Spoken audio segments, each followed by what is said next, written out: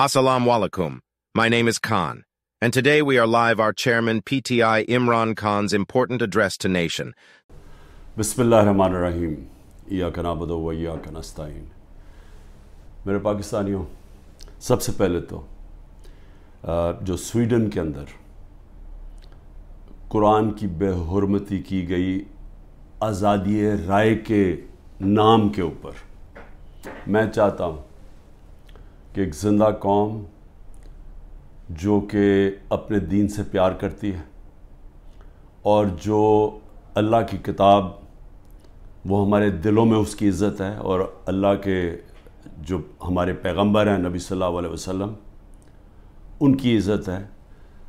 तो जब इस तरह की चीज़ होती है तो हम एक ज़िंदा कौम की तरह एक पुरअमन तरीके से ज़रूर बताएं, पैगाम पहुँचाएँ कि हमें इसकी तकलीफ़ हुई है।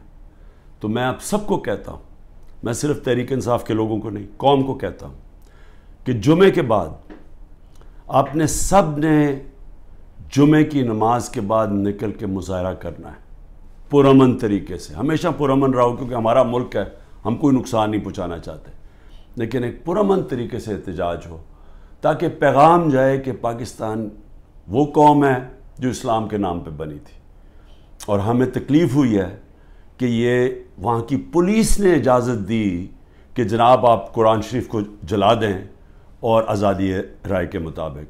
आपको पता होना चाहिए कि पाकिस्तान की वजह से आज 15 मार्च दुनिया के अंदर एंटी इस्लामोफोबिक दिन बनाया जाता है, यानी जो इस्लाम के ख़िलाफ़ जो हरकतें होती हैं, मसलन नबी सल्लल्लाहु अलैहि वसल्लम की शान में गुस्ताखी होती है और ये जान के जिस तरह ये कुरान शरीफ को जलाया गया, इसको ये इस्लामोफोबिया के अंदर आता है। तो हमारी वजह से यूनाइटेड नेशंस में 15 मार्च को इस एंटी इस्लामोफोबिया दिन बनाया जाता है।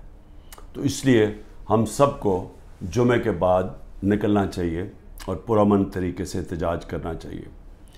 दूसरी चीज़, दुबई में मीटिंग होती है, पाकिस्तान के बड़े बड़े मनी लॉन्डर का मतलब जो इस मुल्क से पैसा चुरा के बाहर ले जाते हैं। जो सबसे बड़ा मसला पाकिस्तान का क्या है कि हमारा रुपया गिरता जाता है डॉलर के मुकाबले में। तो जब आप डॉलर यहाँ से ख़रीद के बाहर भेजते रहें और चोरी करके बाहर भेजते रहें तो वो डॉलर की कमी होनी है, और जब डॉलर की कमी होगी तो रुपया गिरता जाएगा। उसके अलावा भी हमने एक्सपोर्ट्स के ऊपर ज़ोर नहीं दिया, कभी किसी ने तवज्जो ही नहीं दी कि हम अपनी आमदनी कैसे बढ़ा सकते हैं। हिंदुस्तान की आज जो एक्सपोर्ट्स हैं ये ज़रा समझ लें 600 अरब डॉलर के करीब है। पाकिस्तान की हमारे ज़माने में रिकॉर्ड एक्सपोर्ट्स थी 33 अरब डॉलर, रिकॉर्ड थी। वो आज उससे भी कम हो गई हैं, 13% गिर गई हैं एक्सपोर्ट्स। तो एक तो कभी तवज्जो नहीं दी इन्होंने कि किस तरह डॉलर्स इस मुल्क में आमदनी बढ़ा सकते हैं अपनी, और दूसरा ये सारे जो बड़े बड़े नाम हैं इनके सबके बड़े बाहर महल्लात हैं, प्रॉपर्टीज़ हैं, बैंक अकाउंट्स हैं, ऑफशोर अकाउंट्स हैं। पनामा में क्या हुआ था? पनामा में एक दुनिया के अंदर एक इंकशाफ हुआ कि जिन्होंने बड़े बड़े लीडर्स ने, वज़ीरों ने अपने पैसे छुपाए हुए थे बाहर के मुल्कों में कंपनीज़ के पीछे, यानी कंपनीज़ के पीछे इन्होंने अपनी दौलत छुपाई हुई थी, प्रॉपर्टीज़ ली हुई थी। उसमें नवाज़ शरीफ की प्रॉपर्टी पकड़ी गई, मरियम नवाज़ उसकी मालिका निकली, और वो लंदन के सबसे महंगे इलाके में अरबों रुपए के इन्होंने प्रॉपर्टीज़ ली हुई थी, जिसको मेफेयर अपार्टमेंट्स कहते हैं। तो वो इंकशाफ हुआ था। तो पैसा यहाँ से चोरी होकर गया था, क्योंकि अभी तक एक रसीद नहीं बता सके कि पैसा बाहर निकला कैसे है, किधर से आमदनी आई। बेटे की आमदनी, बेटे का जो घर है हसन शरीफ का, जो उसने बेचा मलिक रियाज को, उसकी कीमत तकरीबन 18 अरब है आजकल के जो पाउंड, और 45 मिलियन पाउंड्स, जो तकरीबन 17-18 अरब रुपया बनता है। तो वो किधर से पैसा आया तो ये कोई नहीं बता सकता। बेटे यहाँ से बाहर भाग गए क्योंकि वो बता नहीं सकते थे। उसी तरह जो सरे महल आसिफ जरदारी ने ख़रीदा वो भी यहाँ से पैसा बाहर गया, हुदैबा पेपर मिल वो भी पैसा बाहर, तो ये सब इकट्ठे हो गए।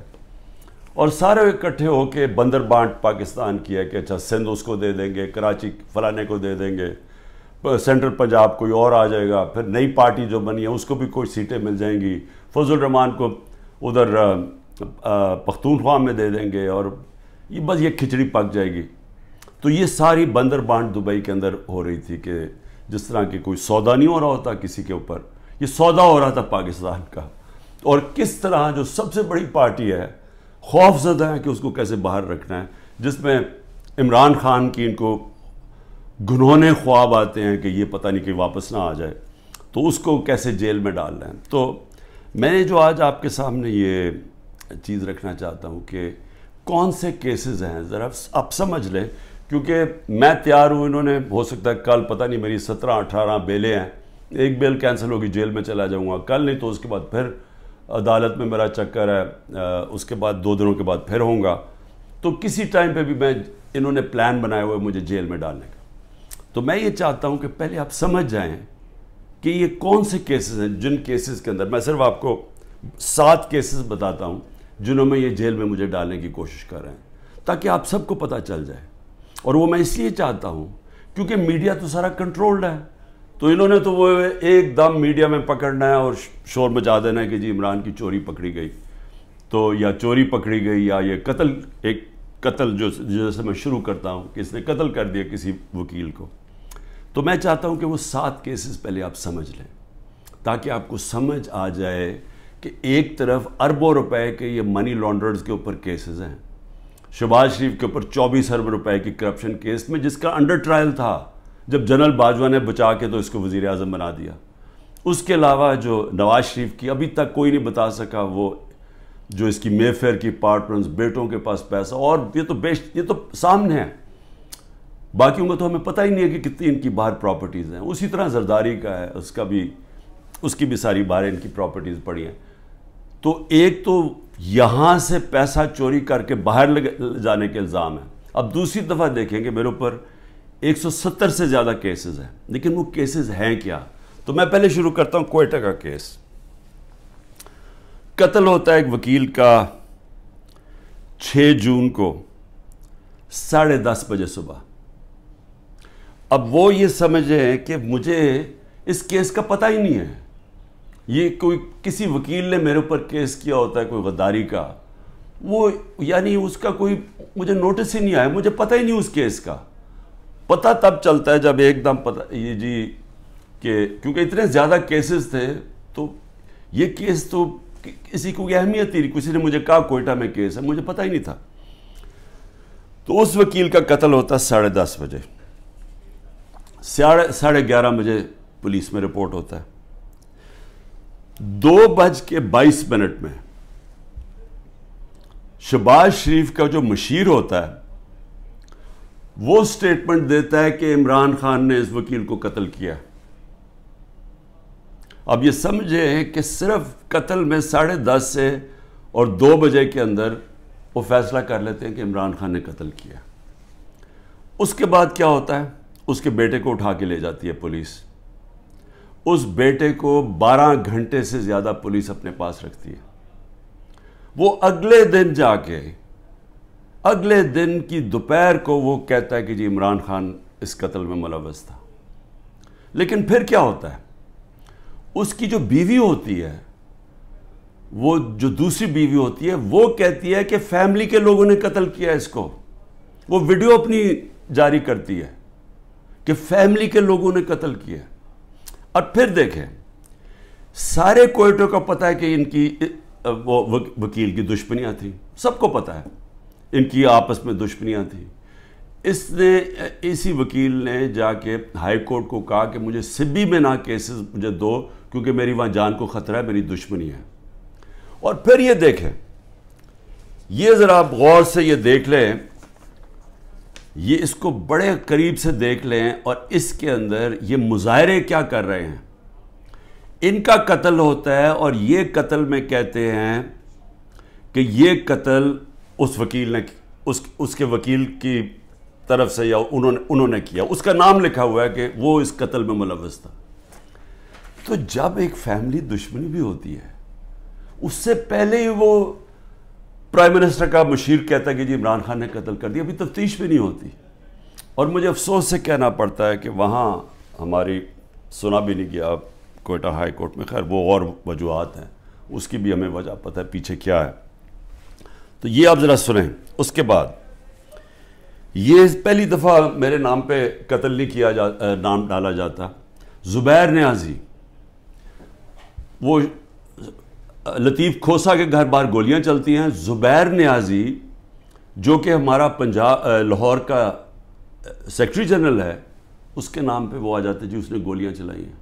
اور وہ گولیاں کسی آدمی کو کھڑا کرتے ہیں جو کہتا ہے جی مجھے زبیر نیازی نے کوئی پیسے دینے تھے گولیاں چلانے کے لیے. اب لطیف کھوسا ہمارے ساتھ ملٹری کورٹس کے خلاف کیسز کر رہے ہیں، تو وہ کیوں گولیاں چلائے گا اس کے گھر، جو کہ وہی کیس کر رہے ہیں جو ہم کر رہے ہیں سپریم کورٹ میں.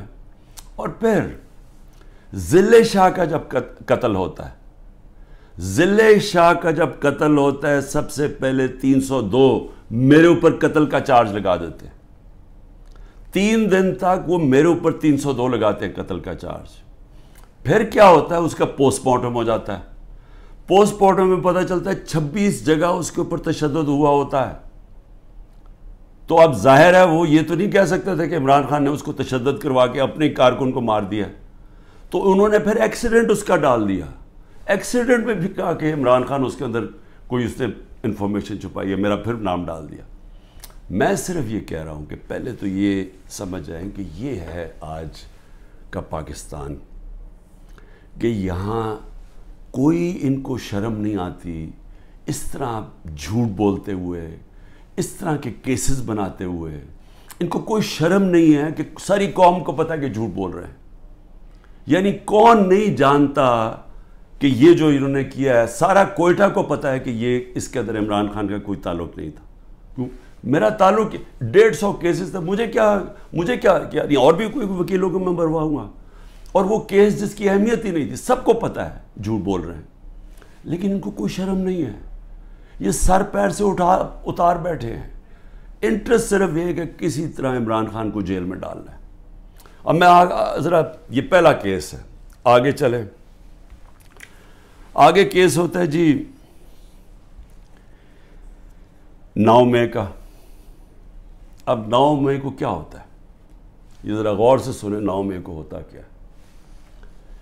جو مظلوم ہوتا ہے، یعنی جس پہ ظلم ہوتا ہے، اسی کے اوپر اس کو مجھے جب اندر جیل میں ڈالتے ہیں تو میرے اوپر کیسز کی بارش ہو جاتی ہے.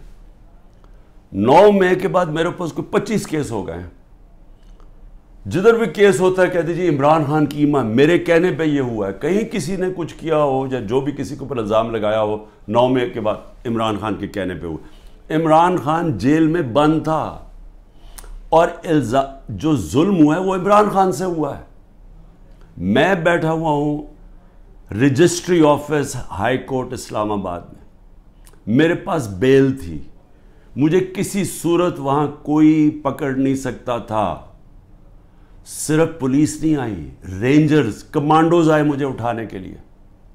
ساری دنیا میں کیا امیج گیا، شیشے توڑ کے، لوگوں کو ڈنڈے مار کے، وکیلوں کو زخمی کیا. وہاں کے بیچارے جو کام کر رہے تھے رجسٹری آفس، ان کو ڈنڈے پڑے، چیزیں توڑ دی انہوں نے. اور ایک دہشت گرد کی طرح مجھے پکڑ کے لے کے گئے. میرے اوپر سر پہ لگا، پیچھے میرے خون نکل رہا. کوئی شرم نہیں آئی. کسی نے آج تک بات نہیں کی کہ یہ بتائیں کہ کس قانون کے تحت انہوں نے پکڑا تھا مجھے. اسلام آباد کے ہائی کورٹ کے چیف جسٹس نے کہا کہ یہ اس کے اوپر ایف آئی آر کٹنی چاہیے. وہ اور بات ہے کہ وہ نہیں کٹی. سپریم کورٹ میں جب وہ کیس گیا، سپریم کورٹ نے اس کو غیر قانونی قرار دیا. اب میں سوال پوچھتا کہ کوئی جواب دینے والا ہے؟ بڑا شور مچا. آئی ایس پی آر صاحب نے کہا کہ جی بڑا توہین ہو گئی، فوج کی توہین ہو گئی. پہلے مجھے بتائیں کہ کسی اور کی بھی عزت ہے اس ملک میں؟ کہ ایک آدمی 50 سال سے دنیا مجھے جانتی ہے، کرکٹ کی وجہ سے جانتی تھی. دنیا سب کو پتہ ہے میرا، کسی اور پاکستانی کو دنیا نہیں جانتی جو آج مجھے جانتی ہے. ساری دنیا کے اندر وہ خبریں گئی. وہ دکھایا مجھے جس طرح پکڑ کے لے کے جا رہے ہیں کہ جس طرح کوئی پتہ نہیں کوئی مجرم ہے، دہشت گرد ہے. پھر کہا جی کرپشن کیس پہ لے کے جا رہے ہیں. وہ کرپشن کیس کے اوپر بھی میں آنے لگا ہوں. اور لوگوں کو جو اس طرح ڈنڈے مارے انہوں نے، کوئی پوچھنے والا نہیں ہے، کیونکہ وہ طاقتور ہے، وہ سب کچھ کر سکتا ہے. جو مظلوم ہے، جن سے ظلم ہوا، اس کو ہی پکڑ کے اسی کے اوپر کیسز کرنے شروع کر دیے. جیل میں بند ہے اور کیسز شروع ہو گئے کہ جی اس کی ایما کے اوپر یہ ہوا ہے تو اس کی وجہ سے یہ ہوا ہے. اور جی کوئی ملٹری کورٹ سب پتہ چلیں گے کہ جو بتائیں گے اصل میں کتنا بڑا وہ غداری کر رہا تھا عمران خان قوم کے ساتھ. میں ذرا آگے چلوں. کسی نے آج تک بات نہیں کی،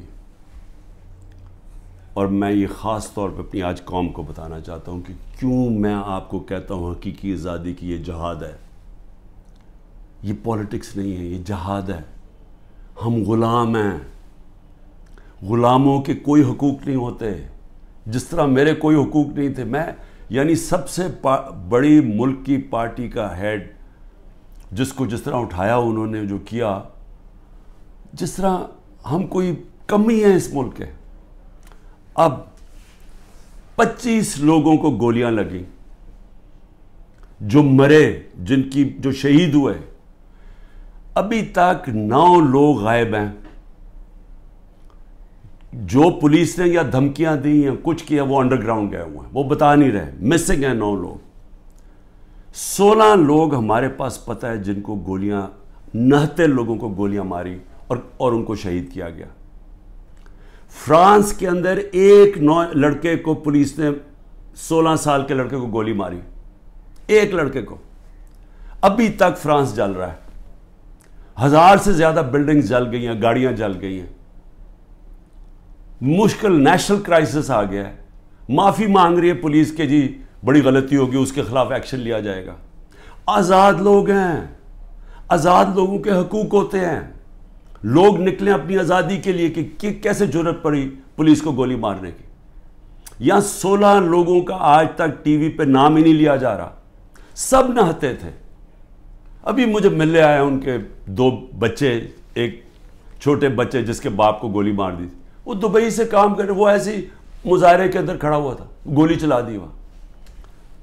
میں سمجھتا تھا 2 لوگوں کی ٹانگیں ضائع ہوئی ہیں، 3 لوگوں کی ٹانگیں ضائع ہوئی ہیں.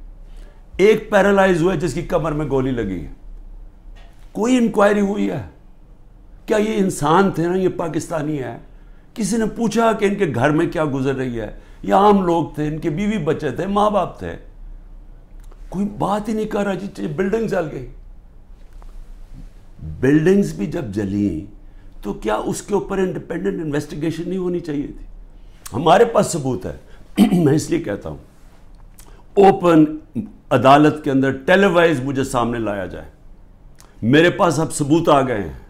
میں یہ ثابت کروں گا کہ یہ سارا پری پلان تھا. یہ مجھے جس طرح وہاں سے اٹھایا ہے، یہ بھی پری پلان تھا تاکہ ایک اشتعال ملے. اور اس کے بعد پھر جو لوگوں کا ری ایکشن آیا، اس کا فائدہ اٹھاتے ہوئے پارٹی کو کرش کرنے کی کوشش کی گئی ہے. کیونکہ پارٹی دب نہیں رہی تھی. جب سے مجھے ہٹایا، کوشش کر رہے ہیں 25 میں کو جی بغیر کراؤڈ ہے، مارو ڈنڈے مارو، یہ ڈر کے پیچھے ہٹ جائیں گے. وہ پارٹی اوپر ہی آتی گئی. بائی الیکشن 30-37 میں سے جیت گئی. اوپینین پولز میں اور اوپر چلے گئی. راجن پور کے الیکشن میں پورا زور لگایا، 40,000 سے گورنمنٹ کا کینڈیڈیٹ ہار گیا. اس کے بعد اس سے پہلے مجھے قتل کرنے کی کوشش کی، دوسری دفعہ قتل کرنے کی کوشش کی. اور اب یہ پلان فائنل بنا کہ جی ان کو اب بالکل ختم کرو پارٹی کو، کہ جی انہوں نے ایک ادارے کی بے حرمتی کر دی. اور اس کو بیس بنا کے سارے ہمارے ہیومن رائٹس ختم ہو گئے ہیں. سب کو جس کو مرضی پکڑو، پولیس پھر رہی ہے جسے مرضی پکڑے. جی آپ کا وہ اس میں نام آ گیا وہ جیو فینسنگ میں، اس لیے جناب وہ اچھا اتنے پیسے دے دو، 15 لاکھ سے شروع ہوتے ہیں، 10 لاکھ، اچھا پیسے دے دو تو ہم آپ کو چھوڑ دیتے. پولیس پیسے بنا رہی ہے. ہر جگہ لوگوں کو پکڑ رہے ہیں. جدھر نام، لوگوں گھروں میں گھس رہے ہیں، گھر توڑ رہے ہیں، گھر لوٹ رہے ہیں، بچے پکڑ کے لے گئے ہیں. عورتوں کو نہیں بخشا. کبھی میں نے یہ دن نہیں دیکھ رہے تھے کہ عورتوں کو نہیں بخشا. اس ملک کے اندر کبھی یہ نہیں دیکھا تھا کہ اتنا نیچے گورنمنٹ گرے گی. مجھے لوگوں نے کہا عمران صاحب آپ نے تو بڑی غلطی کی اپنی گورنمنٹس کرا کے، گورنمنٹس ڈیزالو کر کے. میں نے اپنی گورنمنٹس ڈیزالو آئین کے مطابق کی تھی. میں اپنے سمجھتا تھا کہ ہمارے ملک میں ہمارے سارے وکلا، ہمارے سارے ججز آئین کے ساتھ کھڑے ہو جائیں گے. 90 دن میں الیکشن ہونے تھے. چیف جسٹس اور سپریم کورٹ اناؤنس کرتے ہیں الیکشن 14 مئی کو. گورنمنٹ آئین کی پرواہ نہیں کرتی. اب گورنمنٹ کہتی ہے کہ جی اگر ملٹری کورٹس، اگر اس نے خلاف فیصلہ کیا سپریم کورٹ نے، تو ہم سپریم کورٹ کے فیصلے نہیں مانیں گے. تو رہ کیا گیا پھر؟ تو رہ تو یہی کیا کہ ڈنڈے سے اب اپنے سروں کو کنٹرول کرنا ہے. تو مجھے ابھی بھی ہے کہ صرف آزاد اور غلام ملکوں میں دیکھ لیں کہ یہاں کوئی نام ہی نہیں لے رہا وہ بیچارے جو اس ملک کے عام شہری، ان کو گولیاں ماری گئی، نہتے شہریوں کو. اور ادھر دیکھیں ایک آدمی کو پولیس نے گولی ماری. اور فرانس میں دیکھ لیں آزاد قومیں کیا ہوتی ہیں. اس کے بعد آ جائے جی اور کون سے کیسز ہیں. بیوی بشرا بیگم کے اوپر کیس ڈال دیے. کیا ہے جی کہ وہ اس کے گاؤں میں، وہ جو کبھی گاؤں میں گئی بھی نہیں ہے، اس کے گاؤں میں جی 20 سال کے بعد ایک جگہ سڑک بن گئی. اینٹی کرپشن کا کیس اس پہ کر دیا. میری چھوٹی بہن عظمیٰ، اس کے اوپر اینٹی کرپشن مجھے بیچ میں ڈال دیا کہ جی میں جب پرائم منسٹر تھا میں نے اس کو بڑی سستی کوئی زمین دلوا دی ہے یا لوگوں سے قبضہ کر کے. اور یہ اتنے ڈفرز ہیں کہ کہا کہ جی 6 ارب کی زمین اس کو دلوا دی ہے. ان کو اتنا نہیں پتا کہ وہ چیک سے اس نے پیسے دیے. پہلے تو وہ چیکس کے پیسے، ذرا یہ چیک نمبر دیکھ لیں کہ اس نے پہلا چیک کس دن دیا؟ 25 اپریل 25 اپریل 2022 کو. عمران خان پرائم منسٹر نہیں تھا. عمران خان 9 اپریل کو پرائم منسٹر نہیں ختم ہو گیا تھا. تو 25 اپریل کو ایک چیک ہے، وہ اب چیک کی کاپی ہے. اور دوسرا چیک دیا ہے 2 جون کو. اور کتنے کے چیک ہیں؟ 6 کروڑ روپے کے. تو اس نے چیک کے سے پیمنٹ کی ہے. میرے اوپر کرپشن کیس ڈال دیا ہے کہ میں نے جی وہ اس کو پرائم منسٹر ہوتے ہوئے زور لگا کے اس کو فیور کیا.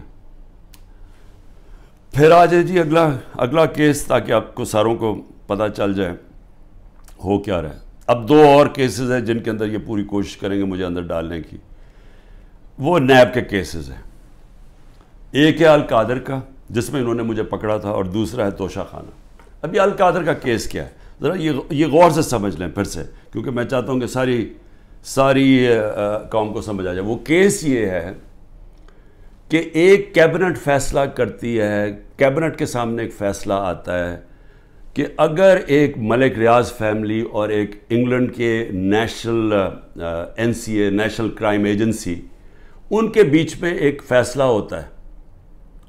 وہ کہتے ہیں پرائیویٹ، ان کے بیچ میں فیصلہ ہوتا ہے. وہ یہ کہتے ہیں کہ اگر آپ، ہماری کیبنٹ کے سامنے آتا ہے کہ اگر آپ اس کو فیصلے کو کانفیڈینشیل رکھیں گے، صرف کیبنٹ سے، عدالت سے نہیں، اگر کیبنٹ میں کانفیڈینشیل رکھیں گے تو 190 ملین پاؤنڈ پاکستان میں آ جائے گا سپریم کورٹ کے اکاؤنٹ میں.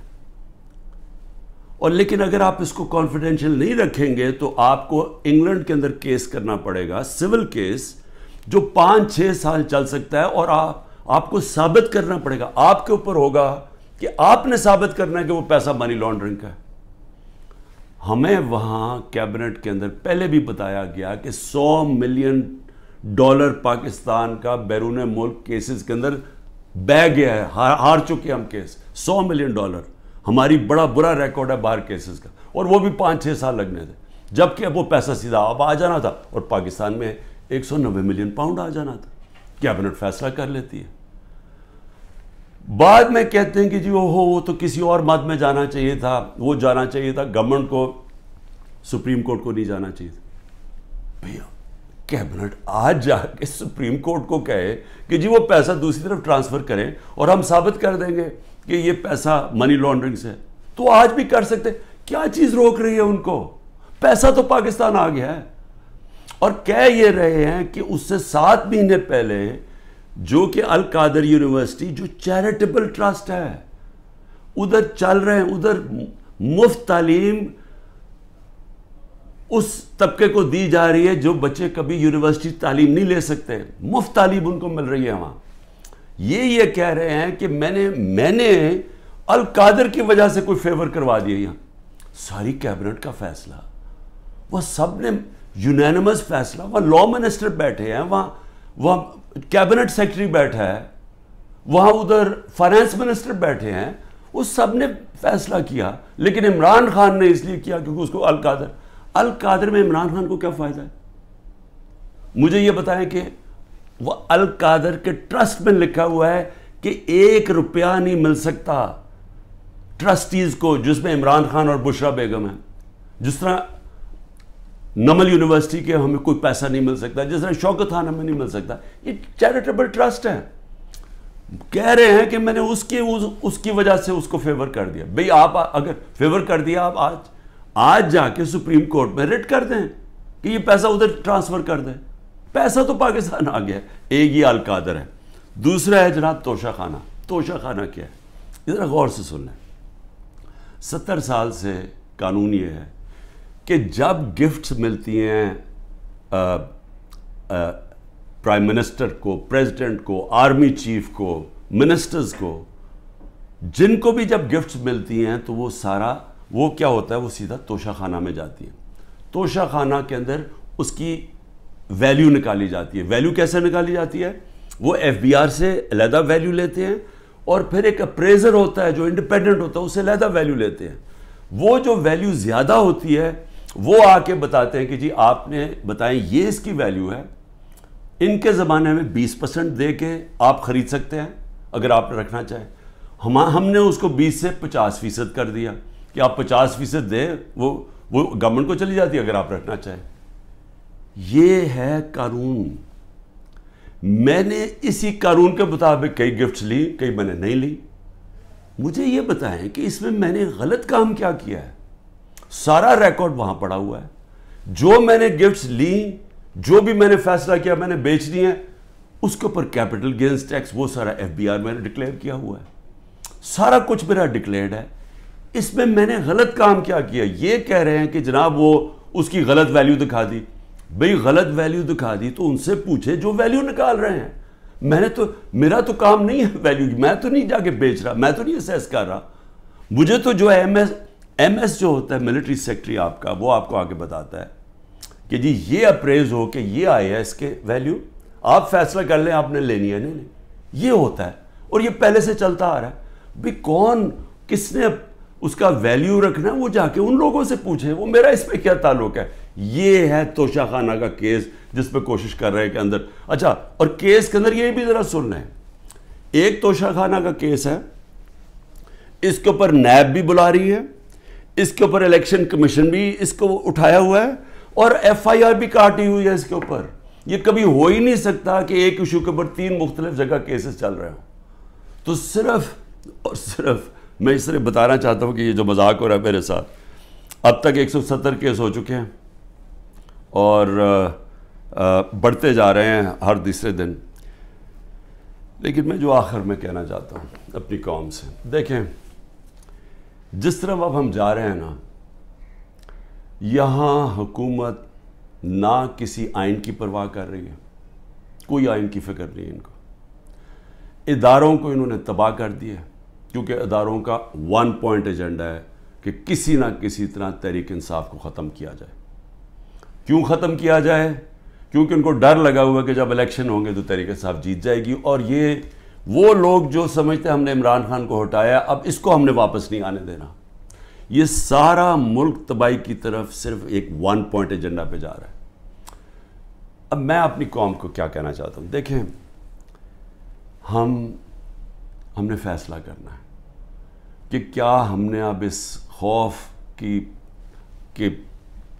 زنجیروں کے اندر اپنے آپ کو غلام رکھنا ہے.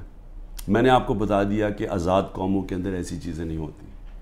کوئی کسی کی جرت نہیں ہوتی آئین کے خلاف جانے کی, کسی کی جرت عدالت کے فیصلوں کے خلاف جانے کی نہیں ہوتی.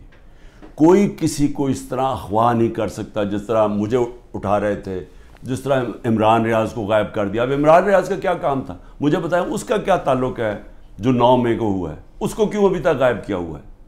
یہ صرف اور صرف ظلم کر رہے ہیں, ڈرا رہے ہیں, دھمکا رہے ہیں لوگوں کو غلام بنانے کے لیے. کہ ہم یہ خوف کے ان کے خوف کے غلام بن جائیں. میں اپنی آج قوم کو کہنا چاہتا ہوں کہ دیکھیں آپ کو یہ اب میں اپنی ٹیم جو میرے لوگ ابھی چھپے بھی ہوئے ہیں سارے انڈر گراؤنڈ میں سب کو اب کہنا چاہتا ہوں کہ دیکھیں وقت آ گیا. یہ لوگوں کے گھروں کے اندر گھس کے جو گھر کی عورتوں سے کر رہے ہیں, بچے اٹھا کے لے جاتے ہیں, گھر توڑ دیتے ہیں, گھر لوٹ لیتے ہیں, یہ ہزاروں گھروں سے کر رہے ہیں. پختونخوا کے اندر گاڑیاں اٹھا کے لے جاتے ہیں. جو بھی پی ٹی آئی کا ملے, رشتہ دار ملے, کوئی بھی, میں ساری قوم کو کہہ رہا ہوں کہ کیا آپ یہ برداشت کرنے کے لیے تیار ہیں؟ کیونکہ یہ آج ہمارے سے ہو رہا ہے, یہ سب سے ہوگا. جب پولیس سے آپ غلط کام کرواتے ہیں اور پولیس کو چھوڑا ہوا ہے کہ وہ کسی کو بھی کہہ کہ جی تمہارا جیو فینسنگ میں نام آیا اتنے پیسے دے دو, اگر آپ پولیس فورس بھی تباہ کر رہے ہیں, ادارے سارے تباہ ہو گئے ہیں. یہ جو نیب ہے, کیا نیب کی اہمیت رہ گئی ہے کہ اتنے بڑے ڈاکو ان سارے کے کیسز معاف کر دیے ہیں. جو 3 گاڑیاں آصف زرداری نے چوری کی ہیں توشہ خانہ سے, 1 گاڑی نواز شریف نے چوری کی ہے, 1 مریم نواز نے چوری کی ہے, ان کو کوئی پوچھ نہیں رہا. اور آ کے کہہ رہے ہیں جی کہ توشہ خانہ سے یہ آپ نے جو لیگلی کام کیا ہے کہ جی وہ ویلیویشن نہیں ہوئی. بھئی وہ ان سے پوچھے جنہوں نے ویلیو کرنا تھا, وہ میرا اس سے کیا تعلق ہے. لیکن مقصد انصاف کا نہیں ہے, مقصد ظلم کرنے کا ہے. اور میں قوم کو اب کہتا ہوں اب یہ بھیڑ بکریوں بن کے رہنے کا وقت چلا گیا ہے. میں آپ کو کہہ رہا ہوں میں تیار ہوں. میں کل جا رہا ہوں, پتہ نہیں کتنے میں 19 بیلیں لگی ہوئی ہیں, کسی میں اندر ڈال سکتے ہیں. میں تیار ہوں سب کے لیے, میں ہر چیز کے لیے تیار ہوں.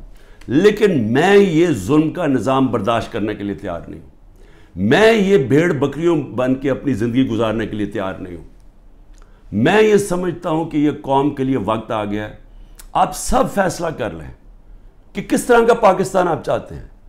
کیا وہ پاکستان چاہتے ہیں جو پروفیشنل جو باہر جا سکتے ہیں وہ باہر چلے جائیں, جو آپ کا سب سے بڑے ذہن ہے وہ باہر چھوڑ کے چلے جائیں, وہ بیچارے غریب آدمی کشتیوں میں ڈوبتے رہیں جا کے اللیگلی غیر قانونی طور پہ نکلنے کے لیے, اور باقی قوم بھیڑ بکروں کی طرح رہ جائے. اس ملک کا کوئی مستقبل نہیں ہے. وہ مجھے افسوس سے کہنا پڑتا ہے کہ وہ ساتھ ہمارا ملک جس تیزی سے آگے جا رہا ہے اور جس تیزی سے اس میں اور ہمارے میں فاصلے بڑھتے جا رہے ہیں, یعنی ہر طرح وہ آگے نکل گئے ہیں. ہمیں سوچنا چاہیے کہ اگر ہم اسی طرح چلتے رہے اور یہ چوروں کے نیچے اگر یہ بندر بانٹ کر رہے ہیں کہ جی ملک ہم بھیڑ بکری ہیں جی, آپ ادھر وہ لے لو, وہ سندھ لے لے, وہ کراچی لے لے, وہ یہ لے لے, وہ پختونخوا لے لے آپس میں, اور ہم جس طرح کے بھیڑوں کی طرح کبھی ادھر سے, کوئی مستقبل نہیں ہے اس کا. اور اس لیے میں اپنی اب سب لوگوں کو کہہ رہا ہوں تیاری کریں آپ. پرامن احتجاج ہمارا حق ہے. پہلے تو جمعے کو نکلے نا, جو انہوں نے کیا ہے, جو پتہ چلے کہ یہ زدہ قوم ہے, کم از کم ہماری آواز نکلنی چاہیے. اور پرامن, میں ہمیشہ کہتا ہوں پرامن رہے. میں نے کبھی اپنے 27 سال میں کبھی انتشار کی بات نہیں, کیونکہ یہ میرا ملک ہے. توڑ پھوڑ کریں گے میرے ملک کو نقصان ہوگا. میں نے ان چوروں کی طرح باہر تو نہیں ہے میری کوئی پراپرٹیز, میں نے تو نہیں باہر بھاگنا. انہوں نے تو ابھی میں آپ کو کہہ رہا ہوں کہ جب انہوں نے الیکشن اناؤنس ہی ہوا, انہوں میں سے لوگوں نے باہر بھاگنا شروع کر دینا, کیونکہ ان کو پتہ ہے کہ ان کا جو انہوں نے کیا ہے اس ملک کے ساتھ, ان کو پتہ ہے کہ قوم نے ان کو بخشنا نہیں ہے, انہوں نے بھاگنا باہر. اس لیے اپنی قوم کو میں کہہ رہا ہوں کہ آپ کے پاس اب 2 راستے ہیں, غلامی کے اور حقیقی آزادی کے. لا الہ الا اللہ, کوئی نہیں ہے خدا اللہ کے سوا. ہم کسی ظالم کے سامنے اور یہ ظلم کا نظام اور یہ خوف کے سامنے ہم جھکنے والے نہیں ہیں. ہم نبی صلی اللہ علیہ وسلم, محمد مصطفیٰ, دنیا کے سب سے عظیم لیڈر, ہم ان کی امت ہیں. اور وقت آ گیا ہے کہ ہم اب اپنا سٹینڈ لیں اور پرامن طریقے سے تیاری کریں نکلنے کے لیے سڑکوں پہ. پاکستان زندہ باد. If you're enjoying our content, we kindly request your support. Give us a thumbs up and hit that subscribe button to join our amazing community. By subscribing, you'll stay updated with our latest videos and never miss out on the fun. Your support means the world to us, and it motivates us to keep creating high-quality content just for you. So go ahead, hit that like button, subscribe to our channel, and let's embark on this incredible journey together. Thank you for being a part of our channel's family.